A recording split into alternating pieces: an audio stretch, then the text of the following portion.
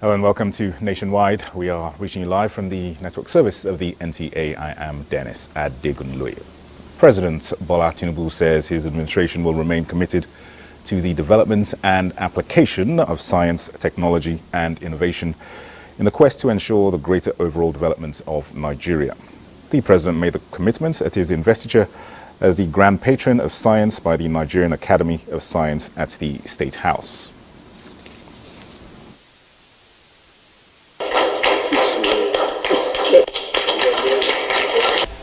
I believe without great research and development, no nation can develop to achieve its desire. Pay attention to science and development is a commitment that I will continue to support directly and through various government policies and programs.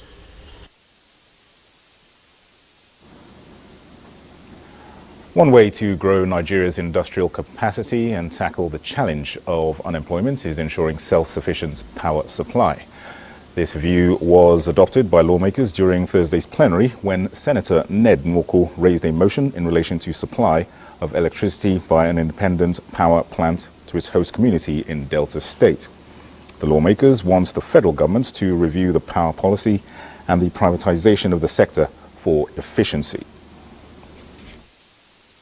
Whatever conversation that will bring about efficiency, adequacy in electricity for our country, because we can't move an inch to industrialization if we don't have that, is something that we should continue to debate until we get it right there.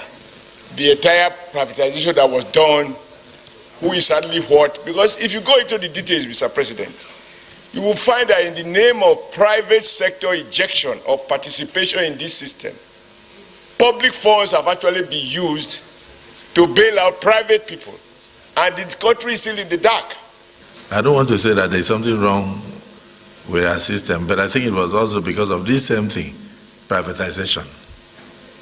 So we seem to take a step forward and two steps backwards.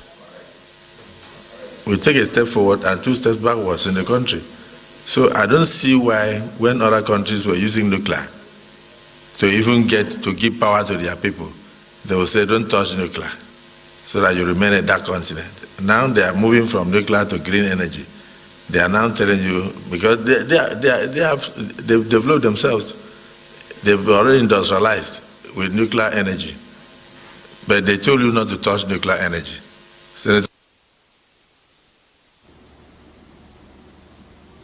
Meanwhile, the House of Representatives Committee on Pensions has promised to facilitate prompt payment of retirees' entitlements. This was during an oversight visit to the Commission by the committee, which also pledged to support the National Pension Commission in line with the Pension Reform Act 2014 to provide effective and efficient service delivery for Nigerians.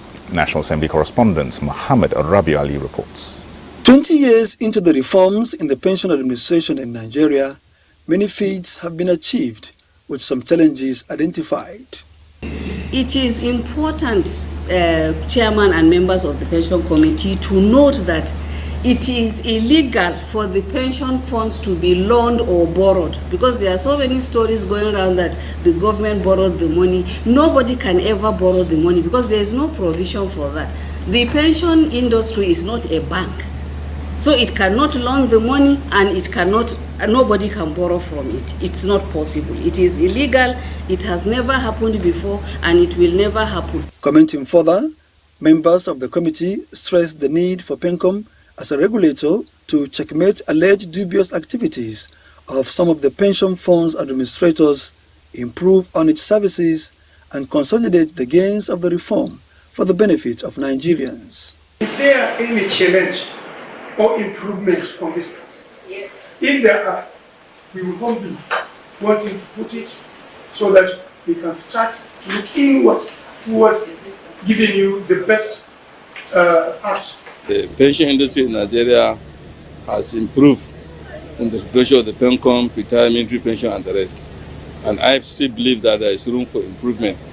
That is why we're here to put heads together to see how the National Assembly, particularly the House of Reps, can bring reforms to improve the pension industry. The committee is expected to report back to the plenary for amendment of the Pension Act 2014. In Abuja, Muhammad Rabiu Ali, NTA News. And staying at the National Assembly, the Minister of Budget and Economic Planning, Abubakar Atiku Bagudu, is appealing to Nigerians to believe in the commitment of the present administration in implementing reforms that will turn around the fortunes of the country. National Assembly correspondent Isa Mohammed reports that this was during an oversight by the House Committee on National Planning and Economic Development to the ministry. Citing programs and policies of government in line with the renewed hope, the Minister Atiku Bagudu called on Nigerians to keep faith as government is doing everything possible to relieve the citizens of the current economic difficulties. He says already government is implementing short, medium and long-term measures to cushion the effects of hardship, ensure food security and provide infrastructure for development. Importantly and equally noteworthy, the 2024 budget, the National Assembly again provided more money to all those sectors that we believe can support growth and resumption of economic growth and economic activity, as well as supporting our vulnerable population. The chairman reiterated that Nigeria will continue to prosper as both arms prioritize welfare of the citizens, synergizing to achieve results. So it's a kind of synergy for us to chart the way forward, and it's a continuous exercise. It's not even it didn't just start today, so it's part of our engagements. The minister and his team, they've been coming to the National Assembly, and we call it further. Okay, oversighting them, check the records, and see what areas we can align and adjust, being representatives of the people. In Abuja, Isa Muhammad, NTA News. Turning our attention to other news now, over the past few years, public water supply has been a challenge in Kogi State, leading residents to rely on river and borehole water, particularly for those who can afford it. However, the Kogi State Ministry of Water Resources has taken a significant step by initiating the process of pumping water from the long-abandoned old Lokoja water works. Solomon Ayedinhi reports. Given Kogi State's abundant natural features like rivers, hills and valleys, water scarcity should not be an issue. The ongoing efforts to revive the old Lokoja water works include repairing essential equipment such as the water intake, chemical and sedimentary tanks to ensure efficient operation. Once fully operational, the other water source, Lokoja Greater Water Works, is expected to effectively address the issue of water scarcity within the metropolis. His Excellency, if I may say, actually give a marching order for holistic, examination of the whole issue with the greater water, which is being done by designated experts that knows what it is. It's moving, but to say definite now, we need patience. That is why we have to pursue the old Lokoja water works and other alternatives. While efforts continue to restore water supply to the state, the ministry regularly dispatches water tankers to various wards in Lokoja as an interim measure to alleviate the hardship caused by the lack of drinking water. When we succeed in this, government will look at a whole lot in the treatment plant itself to see what improvement can be done, so that we can make efficient use of the capacity of the system.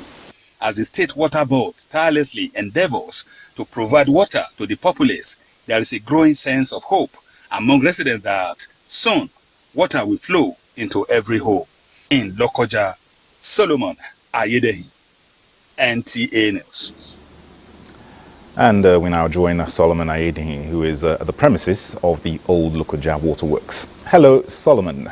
Could you shed more light on the factors contributing to water scarcity in Lokoja despite Kogi State being surrounded by water? Thank you very much. We need to do a little of historical background. Right now, I'm at Lokoja Waterworks, which has been in existence during the old Kwara. And I must repeat, old Kwara, supplying water to the traditional area of Lokoja, New Layout, and GRA.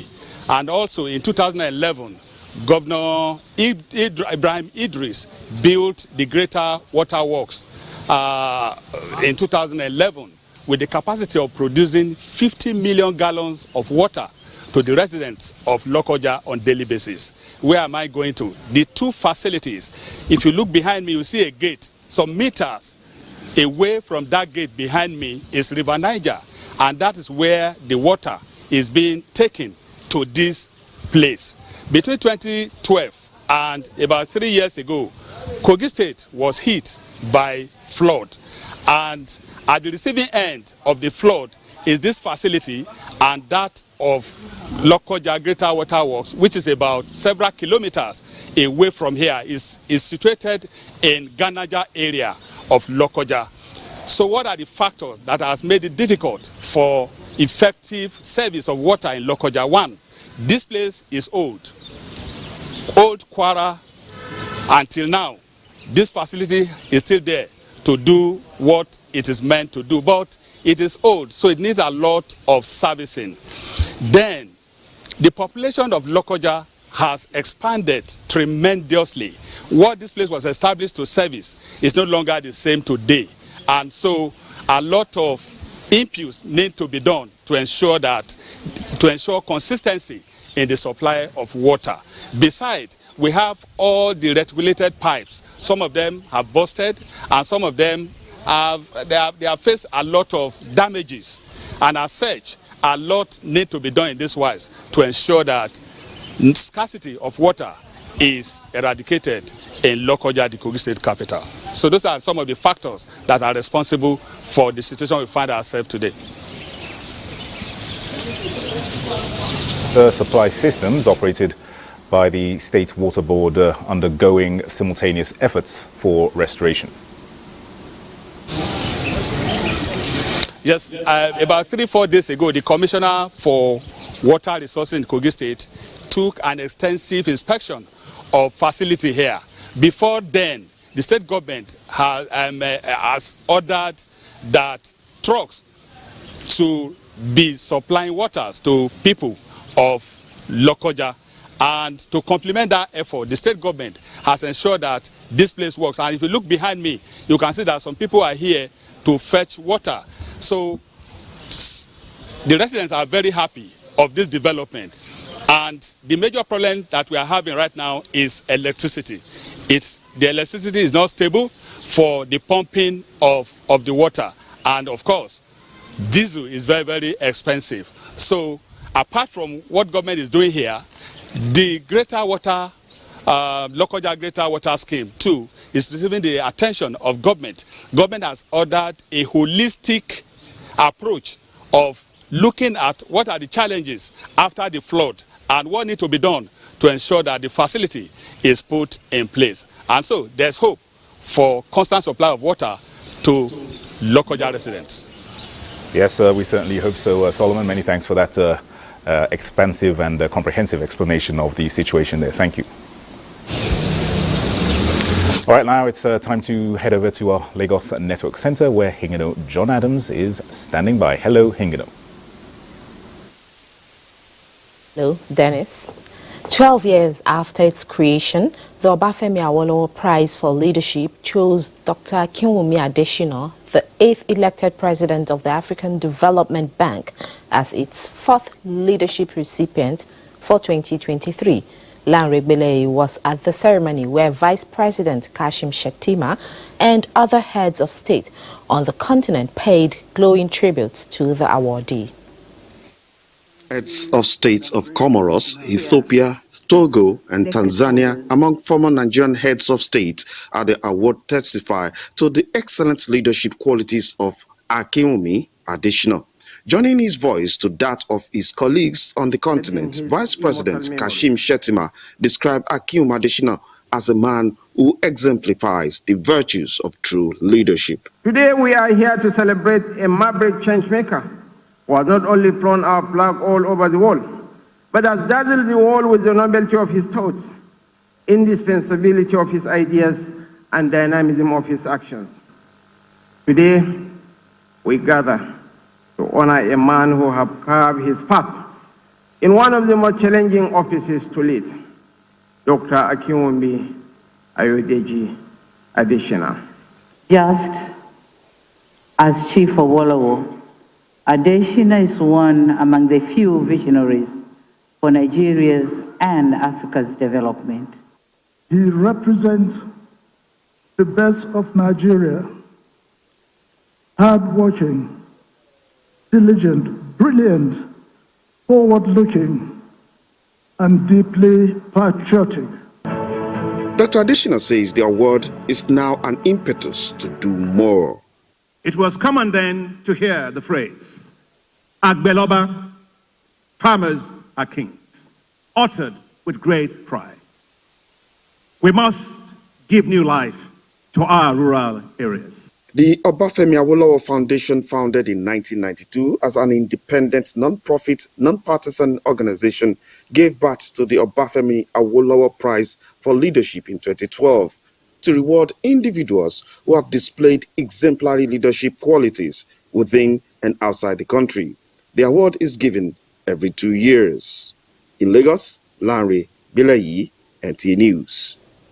First Lady of the Federal Republic of Nigeria and National Chairman of the Renewed Hope Initiative, Senator Oluremi Tinubu, has donated 100,000 copies of exercise books to public primary school pupils and junior secondary school students in Lagos State. Ese Onwamaka reports that the initiative is aimed at enhancing learning outcomes of students in their academic pursuit. In line with Senator Oluremi Tinubu's resolve to use education as a critical tool to enhance national development, and given its importance in the personal growth of the younger generation, the Renewed Hope Initiative, under its Education Support Program, RHIESP, handed over 100,000 copies of exercise books to public schools in Lagos State. Handing over copies of the exercise books to representatives of the benefiting schools, wife of the Lagos State Governor and Renewed Hope Initiative State Coordinator, Dr. Ibijoke Sanwo-Olu, noticed that the initiative is a testament to President Bola Ahmed Tinubu's commitment in supporting the education of the Nigerian child. This gesture by Her Excellency, the First Lady of the Federal Republic of Nigeria and National Chairman of the Renewed Hope Initiative, Her Excellency Senator Oluremi Tinubu, CON, is well appreciated and will further support our students in their academic pursuit, ensuring learning outcomes. This donation of exercise books is part of our determination and commitment to support basic and essential learning needs of our students and pupils.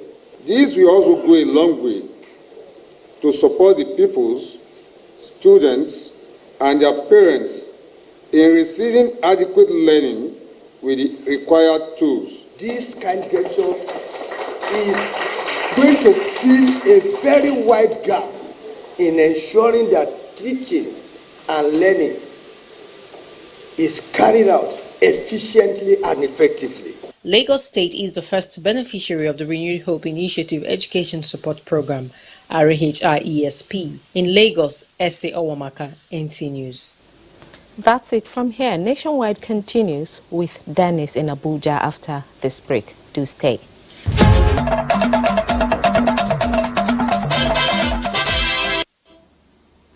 Thanks for staying with us. In view of the current epileptic power supply, the Minister of Power, Adebayo Adelabu, is appealing to electricity consumers to be patient as federal governments and industry players address challenges and deliver better services to customers.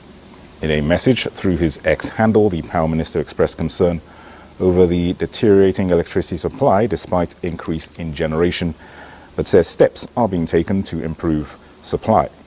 Warning distribution companies over load rejection and willful non-performance, he says his recent meetings with the chief executives of the Abuja Electricity Distribution Company, the Ibadan Electricity Distribution Company, and the managing director of the Transmission Company of Nigeria, TCN, are part of engagements to finding lasting solutions, as the TCN has been tasked to prioritize repair works on damaged transmission towers and power lines.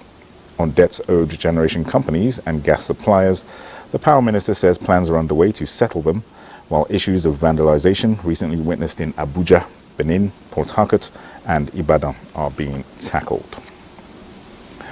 Talking education, Minister of Education has assured students studying abroad under the Commonwealth Bilateral Education Scholarship that payments for their next stipend are being processed and will get to them soon.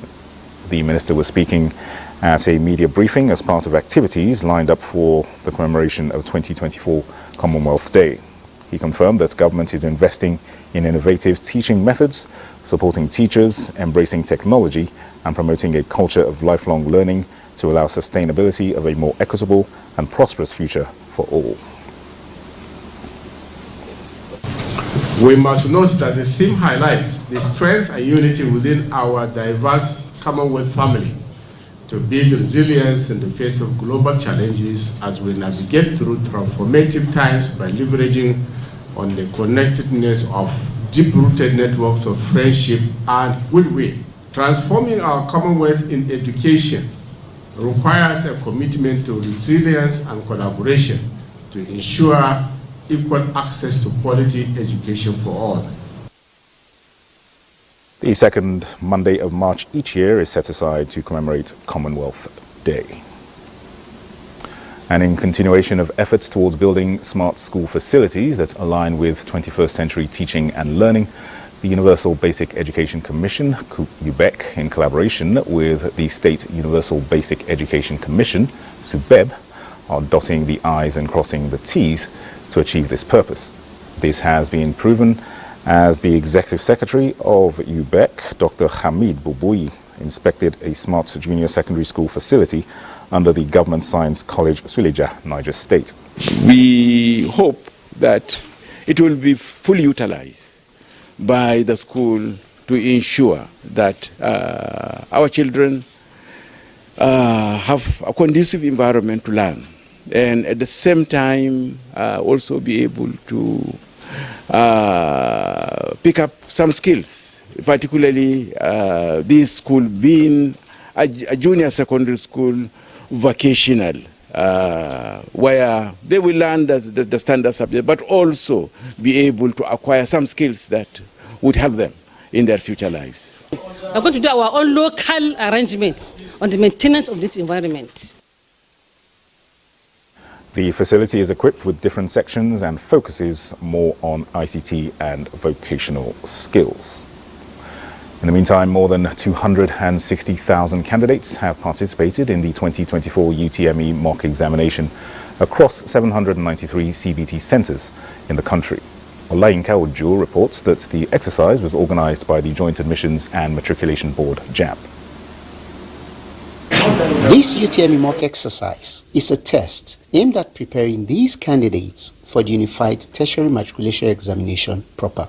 It was a hitch-free exercise at this centre in Buari, where the candidates had 2 hours to convince the examiner.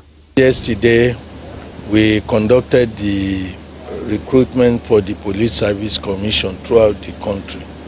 That was a mock before today's mock, and we have about 3 or 4 places where there are one each or the other. Although a total of 1.98 million candidates registered for the UTME, The mock examination, according to the registrar, also afforded the board the opportunity to test run some of its recent innovation. We don't want to turn our mock to another exam. So that's why we didn't allow more than that number to register for the mock exam, which was just to test our system. The results of the examination are expected to be released within 24 hours. Olainka Ojo, NTA News. And let's talk health matters. To stem the mortality rate arising from the inability of rural dwellers in Edo State to access medical attention during emergencies, a mobile ambulance facility that will cater for the health needs of the people, especially the elderly, has come on stream. Connected to toll-free numbers, the scheme will enable residents to get quick medical attention within 10 minutes. Good Luck in Naini in this report takes a look at the benefits of this initiative. The launch of the Edo Emergency Medical Response Service is part of the state government's health improvement plan aimed at transforming emergency services in the state. This will be carried out through a network of community-based first responders, ambulances, and emergency verified hospitals. Emergency Response Africa, UBTH, security agencies, Fund for Innovation and Development are in partnership with the state government with 200 first responders trained to provide prompt and effective care in medical emergencies. It is our belief that emergency care should be accessed by everybody, not just a few. It is the right of every single citizen of this country. It is also our belief that as Africans, we can create our own models, and that's what we're doing right here in Edo State. For Governor Obaseki, the initiative is not about fleets, but medical emergencies aimed at providing fast and reliable emergency medical care to citizens using technology. This service is possible because of the diligent steps we have taken over the last 6 years as a government to think through how to provide services to our citizens, particularly in the healthcare area. 4 ambulances have been inaugurated to commence its first phase of the service linked to the State Command and Control Center with toll-free numbers 112 and 739 to enable residents get medical services within a 10-minute time frame. In Benin, Good Luck in Naini, NTA News. And we'll stay with Good Luck in Naini and to find out more on how this facility functions and how fast it can be accessed by residents irrespective of where they reside. Good luck. Fill us in on the facility. How accessible is it in practice, or is it expected to be in practice? Thank you, Dennis.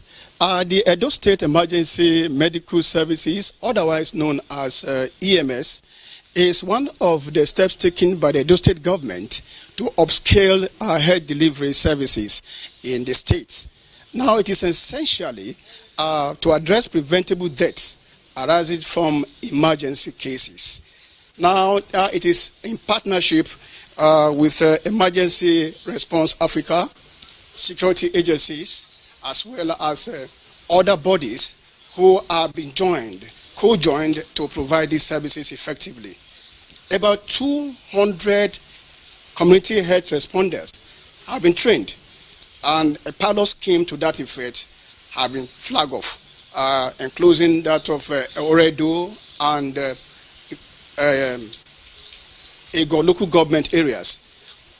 This is to go on for some time. It is when the response is very, very encouraging, then which I think it will, then it will be extended to other parts of the state. Now, one thing that is very important about this scheme is that it is linked to the Emergency Control Center, formerly known as the Command and Control Centers put in place by the Edo State government. Now, what anyone who is in danger, as well as the health responders, need to do is to dial the toll-free line 112 and 739 and 247. That will be response. Now, if you ask of money, how would it, in terms of finance, the Edo State government has put in place its own Edo Health Insurance Scheme, which has captured a lot of the citizens, including the aged ones. So that will not be an effect at all. If you are not with the scheme, there is a soft landing which the state government has provided. The state government is also looking forward, or it has for the past few years put in place primary healthcare centers in all the local government and wards, except for few. And this is also in line with the scheme that has just taken off in Edo State. Solomon, briefly, just tell us any challenges being encountered with the pilot scheme so far. Hello? Any challenges that have been encountered so far with the pilot scheme? The challenges so far, no challenge so far has been recorded for now because the scheme has just been flagged off. In a couple of weeks, we know how effective the scheme will be. Right, good luck. Thanks for giving us a background of the scheme, and surely it will work out smoothly as time progresses. And please get out of that rain. If you see it is pouring down there slightly. So thank you for that. All right, let's now head over to our Ibadan Network Center, where Charity is standing by. Hello, Charity.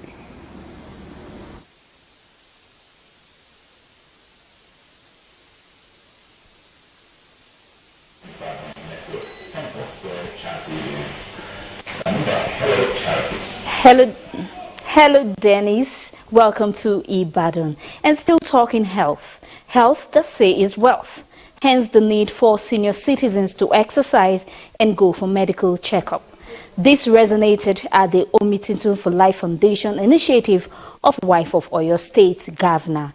The event tagged Senior Citizens Health Care Project brought together selected pensioners in the state. Omokende Igbari's report is here presented. Reiterating our commitment to cushion the effect of present economic downturn in the country, Wife of Oyo State Governor Tamuno Minini Makinde said senior citizens play a vital role in development of the nation. Healthy eating, exercising are vital to remaining physically strong. Today, my dear senior citizens, mommies and daddies, you will all be going home with a proper medical checkup and advice. Representative of the pensioners in the state said implication of the hand of fellowship to them in times like this shows that all hope is not lost and adding value to their lives. Look at our members. They look radiant, they look more handsome, they look more beautiful, even at old age. To the extent that some people are saying their faces are fresh. It's as a result of what His Excellency Engineer Shimakede has been doing to pensioners. This can't happen if you have ill thoughts towards others. But when you are happy and you decide every day of my life, I will be a helper and receive a thank you, no matter how little each day. The outreach included free healthcare consultation, administration of drugs, presentation of cash and food stuff.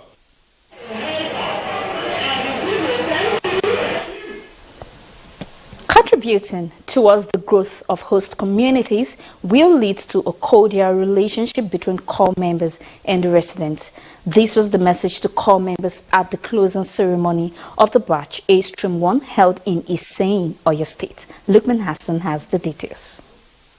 Speaking on the need for corps members to focus on projects that will benefit their host communities, Oyo State Governor Seyi Makinde reminded the corps members to positively impact on their places of primary assignment. Governor Makinde expressed readiness of the state to always ensure that corps members posted to the state enjoy their stay and advised them to be security conscious. Skills acquisition that they've been trained on. So I will urge them, I will advise them to stick to what they've learned here to be a source of good to them tomorrow. We are going to do the needful in making sure lives and properties of these corps members are maintained and well taken care of. Coordinator, National Youth Service Corps, Oyo State, Odoba Abel Oche, reminded corps members to respect the tradition and culture of their host communities and integrate into their host communities. Committed to your duties in return for good welfare package,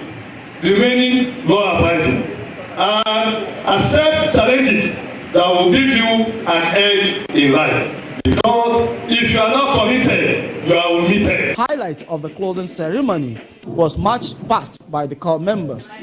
In Isayin, Oyo State, Lokman Hassan, NTA News. That's it from here. Nationwide will continue in Makurdi with Charles Abba after the break. Stay with us.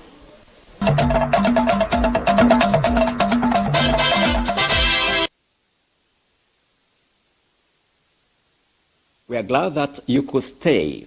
Thanks for joining us in Makurdi. Our first story is on health like Ibadan. The Benue State Ministry of Health and Human Services has confirmed 55 cases of Lassa fever and 13 deaths in the state. Commissioner for Health Dr. Yama Otese disclosed this while briefing journalists at the Emergency Operations Center. Blessing Omeche Ebute reports. Lassa fever is a zoonotic disease caused by the Lassa virus. It's transmitted from rodents to humans and can also be transmitted through person-to-person contact. Benue State has in the last couple of months experienced an outbreak of the viral infection, with the State Ministry of Health and Human Services reporting 725 suspected cases from November 1st, 2023 to March 2nd, 2024.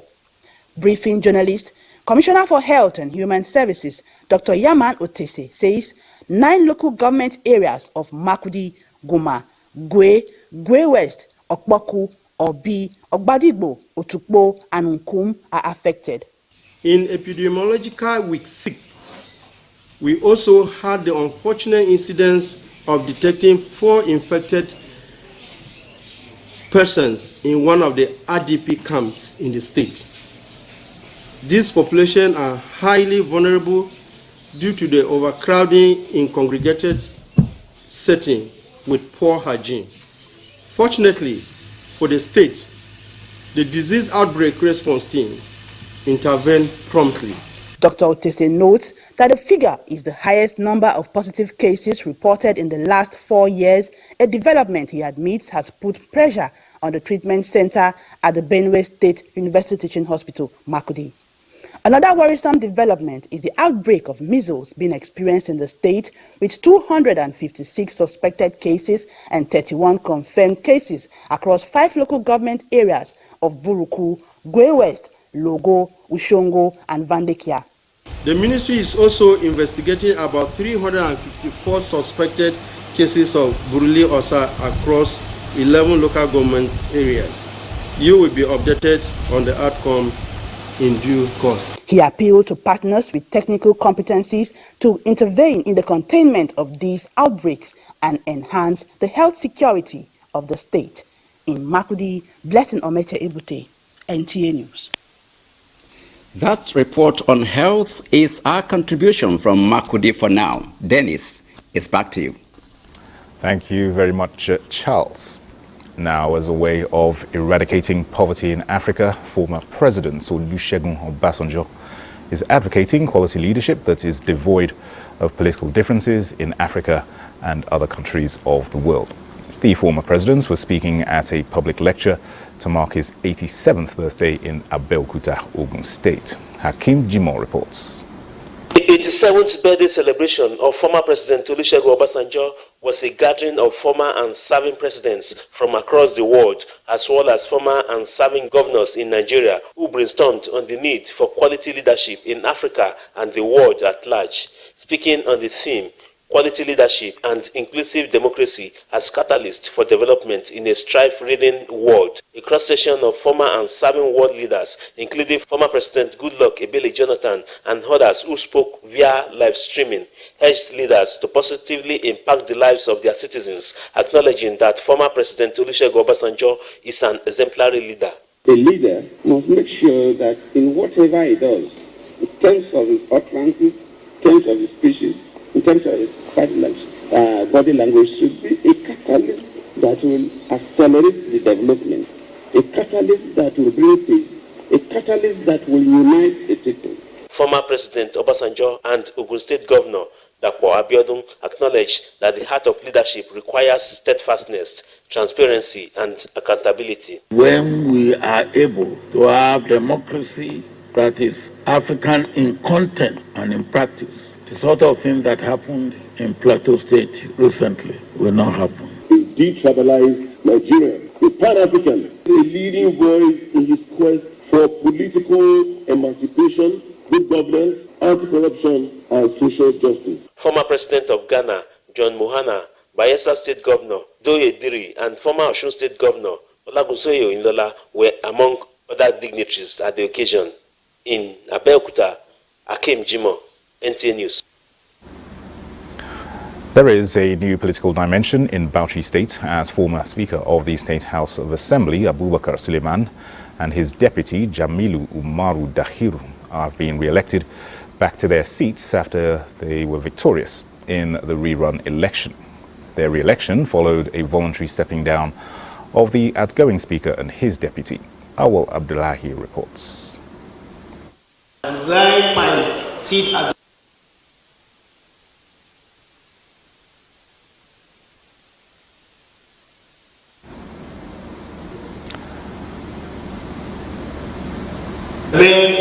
honorable member of this house. It is this formal resignation of the outgoing Speaker Babayo Mohammed Akuyam and his deputy Ahmed Abdullahi that has paved the way for the re-election of the new ones.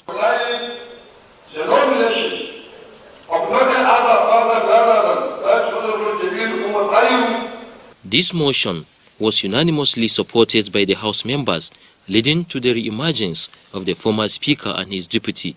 I, Right Honorable Suleiman, do solemnly swear that I will be faithful and bear true allegiance to the Federal Republic of Nigeria. After taking oath of allegiance, the new 10th Speaker has led the first plenary on a motion calling on Bauchi State Government on the need to establish an acquisition center that will help in reducing the unemployment among youths. As we all know, unemployment is one of the major problems in Nigeria. Those with the eyes, the re-emergence of the former Speaker and his deputy was in a reconciliation manner as part of efforts to ensure a proper political realignment in Bauchi State. In Bauchi, Awal Abdullahi, NTA News. Enhancing synergy among security agencies in the country has been articulated at the 15th Conference of Northeast Zone State Directors of Security in Damaturu, the Yobe State capital. Adam Yusuf Ali reports. Residents of Yobe State are now enjoying peace, notwithstanding the sporadic incidents of security breaches in some areas, thanks to the resilience shown by Nigeria's security forces in taking head-on the perpetrators of criminal activities. This conference in Damaturu, the Yobe State capital, brought together 6 directors of state services in the Northeast, where they engaged in robust discussion on ways to deal with contemporary security issues in the region. It behoves on all of us in the business of security, especially as commanders and managers, to roll our sleeves up and work tirelessly with a view to providing workable ideas to our customers in order to tame the tide. The State Deputy Governor, Idi Barde Gubana, said collaboration with security as well as community-based network, especially traditional rulers, have gone a long way in tackling security breaches in the state. There were assurances from heads of sister agencies operating in the state, expressing their commitment to work together towards securing the state in Damaturu. Adam Yusuf, NTA News. Let's now link up with correspondent Muazu Hassan, who is now at the Bauchi State Assembly Complex, to give us an update on the House leadership swap. Muazu, hello. Just give us an update on the latest developments there.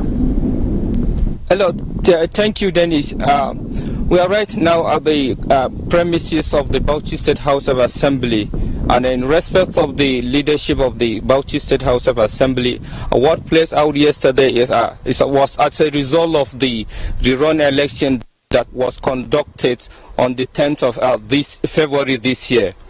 And we meant to understand that there was an agreement between the 31 lawmakers in the Bauchi State House of Assembly that if the Speaker as of then were re-elected back to their seats, they will also be giving back their leadership position. That was what happened, played out here in yesterday's session in the Bauchi State House of Assembly. The current Muhammad Babe Akuyam voluntarily stepped down and paved way for the re-election of